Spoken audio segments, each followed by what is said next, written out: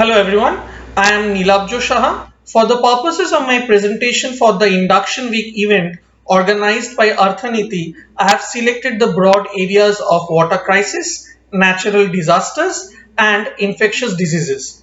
The World Economic Forum has marked water crisis as one of the three global systematic risks of highest concern. It is to be noted that not only declining groundwater tables, reducing river flows, shrinking lakes and heavily polluted waters, but also the increasing costs of supply and treatment, intermittent supplies and conflicts over water are some of the manifestations of water crisis. In an ever-growing time landscape, the factors of population-induced economic growth, increased demands for animal products and biofuels, and finally, climate change will further exacerbate the situation.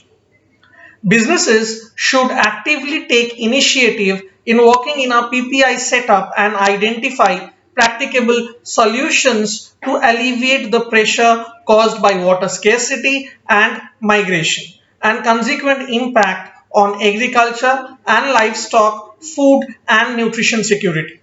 Agriculture being the sector of maximum ripple effect is the best point of action here. Drought preparedness mechanisms in the form of businesses acquiring villages and providing them temporary shelter, medical assistance, and employment readiness programs will be an investment in the longer run. Campaigns to stop wastage, create awareness, capacity, and evidence on the linkage between water and nutrition in urban areas, schools, and workplaces will help sustain the damage that has already been made. As an example, Reliance Foundation, through its flagship Rural Transformation Program, has revived the Sona River and has been able to take sustainable measure in ensuring water to 14,000 people and 2,500 acres of parched Marathwada region in Maharashtra.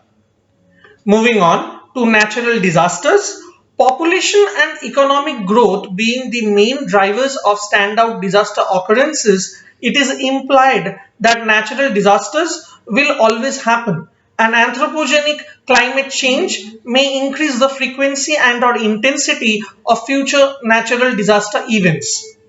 If the only variable to address here is set of steps that can be taken up by businesses in a post-disaster stage, then it should start with the acknowledgement that natural disaster has a community level impact on businesses. Organizations today have come far from being a mechanically efficient system of supervisors and executioners. Post disaster mechanisms and contingency handling strategy should reiterate the basics of being people centric, agile, and technology driven. Businesses should be willing to break traditional molds and move to newer structures. Being people centric would go a long way in really guaranteeing customer loyalty. A classic example would be the sheer amount of community work that Tata Group does as a part of Tata Sustainability Group. Finally, coming to infectious diseases, as the elephant in the room today, the current COVID-19 pandemic has thrown the entire work culture in most countries from a typical office going model to a complete work from home setup. So, not only did businesses have to set up the infrastructure for so many people suddenly working from home, but also all the antivirus companies and vendors had to now up their game. Speaking from a very Indian perspective, healthcare needs to be one of those most sought after portfolios in terms of imparting knowledge, preparing the best practitioners, and above all, providing high quality, affordable services to the masses. So, what steps can business really take in terms of ensuring high medical standards against infectious diseases?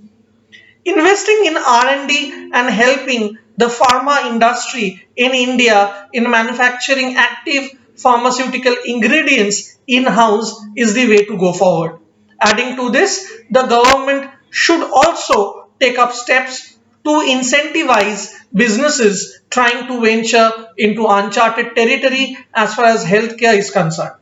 And with that, I will end my presentation. Thank you.